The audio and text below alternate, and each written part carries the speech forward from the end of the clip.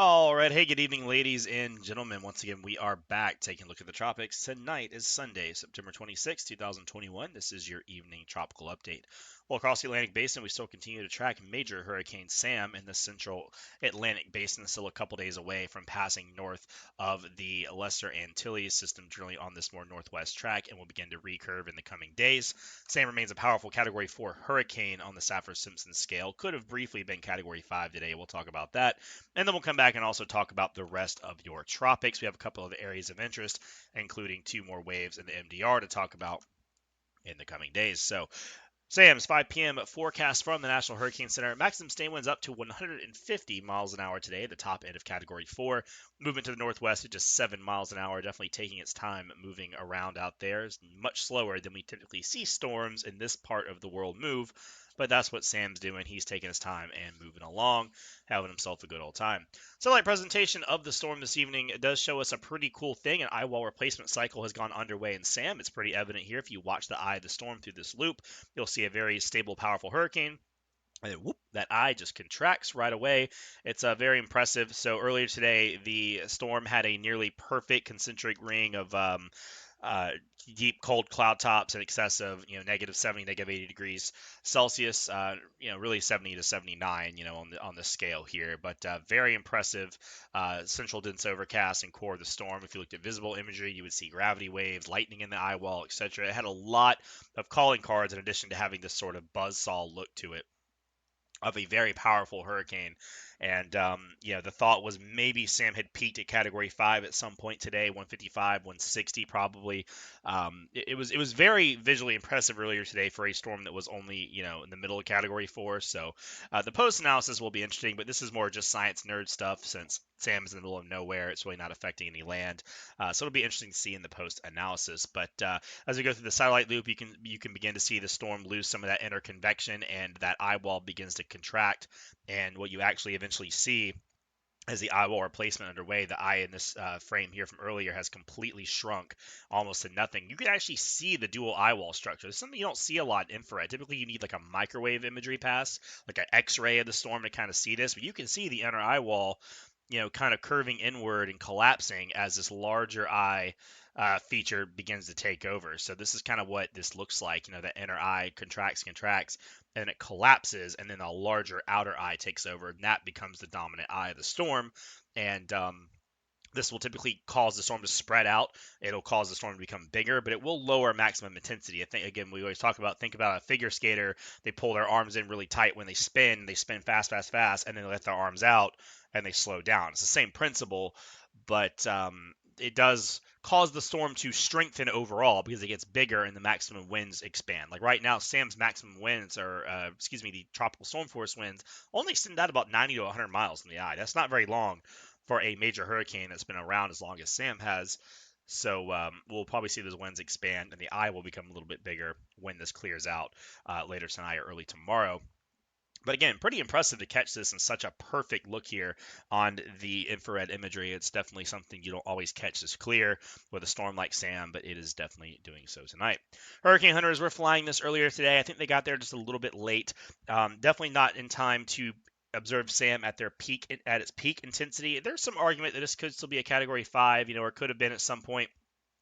One of the first passes did reveal central pressure right around 930 millibars, and for a storm as small as Sam, it definitely looks like that's a very, very low pressure. Pressure is tied to the storm size as well, so a very, very large storm like say an Irma needs to maintain a pressure closer to 900 millibars for it to really maintain an intense Category 5 sort of look, whereas a storm like Sam, maybe 930 is enough because it's such a smaller storm. We're talking about the difference in pressure over a distance. So a tiny storm like Sam does not need a crazy, crazy, crazy low central pressure to maintain that kind of intensity, whereas a bigger storm would need a correspondingly lower pressure. But as a little side note, when you're looking at these graphics from sites like Tropical Tidbits, you always want to kind of pay attention to flight level winds, which are here on the top left, the blue line on this graphic. So the highest flight level winds that were observed are 130 knots, translates about 150, 155 miles per hour. And then the SFMR winds are here on the right. Now, this is what typically people look at here on the right because this is the stepped frequency microwave radiometer. It's a fancy word for a instrument on the aircraft that uses the ocean surface to sort of like the background radiation from the ocean surface to read surface winds. And a lot of times, what you'll see with these is they'll say, oh well, look, SFMR, it's not flagged, it's 135 knots, category 5, we're done. Boom. You'll see people on Twitter do that. You'll see some people, in other videos do that. But you always look at the flight level winds, because your flight level winds are only 130 knots. Your SFMR winds at the surface can't be 135. Your winds on the surface aren't going to be stronger than your winds aloft because of friction and things like that. So you always want to make sure you're looking at both. Hurricane Center is going to look at both, and they're not going to make this a Category 5 based off 130 knot flight level wind. They're going to step that down. It's a decent call.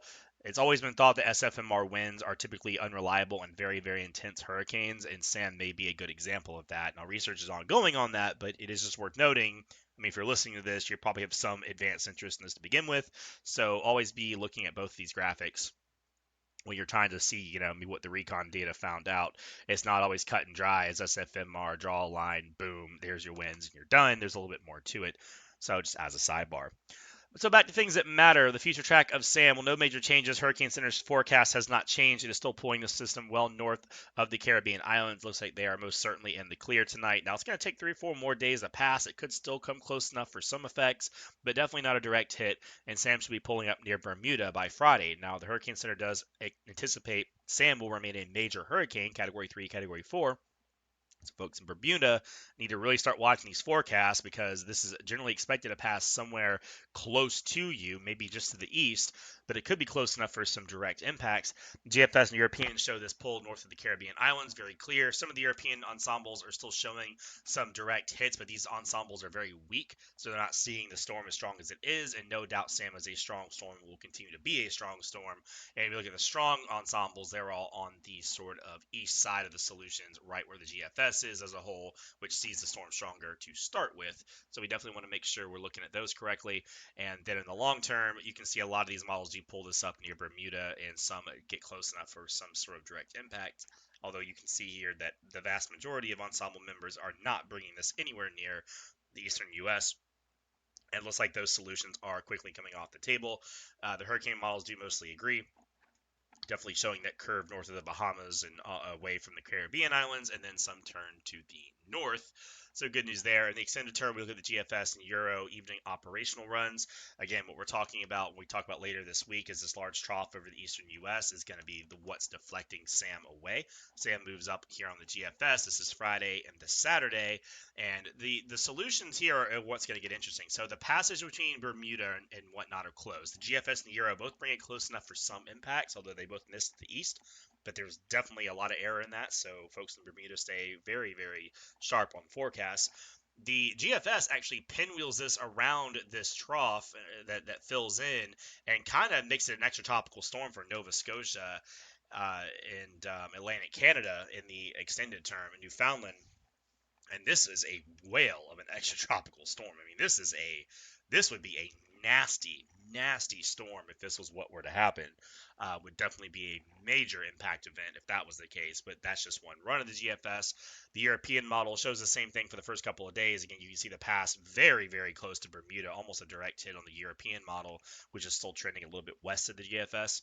This pulls up, and then this actually sees the trough a little more filled and a little further away, and the Euro just has the storm kind of chase it out to sea, where the GFS again sees a much stronger low over here. So the GFS kind of pinwheels it in, and this becomes a big extratropical storm, whereas European Sam just scoots away and does all that way offshore where it's not going to bother anybody. So, some options still remain. Truly to tell, again, some of the GFS members seem to be doing that, although a lot of the GFS ensemble members do keep this moving out to sea, so that's something the operational run did. A lot of the ensemble members don't, and then some of the Euro members also show that. Definitely not a absolutely for certain thing, but it is something that they should be watching as well. So Bermuda and Atlantic Canada, Newfoundland, Nova Scotia need to watch this carefully, but it looks like the eastern U.S. threat is very low to near zero at this point, and it is going to miss the Caribbean islands. So good news there.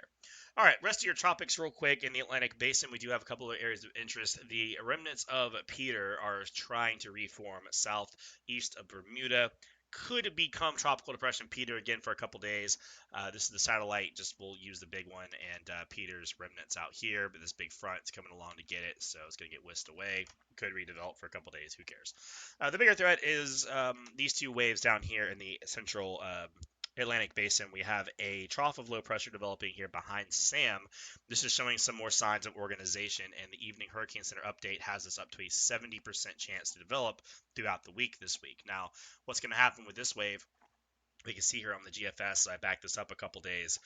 We go into tomorrow, and then like Tuesday, Wednesday, the GFS has developed a storm somewhere down here. And this could be Wanda if it develops. Now, the problem is Sam is still close enough for some direct influence. So you'll see the GFS take the storm Thursday, Friday, and then by Saturday, it dissipates it over and before the Caribbean islands. Now, you may go, well, why is that?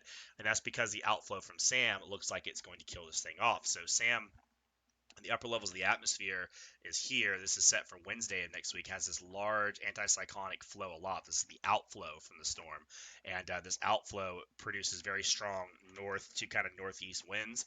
And what happens is our new storm kind of comes through and tracks through this through the week, and it gets sheared apart by this outflow.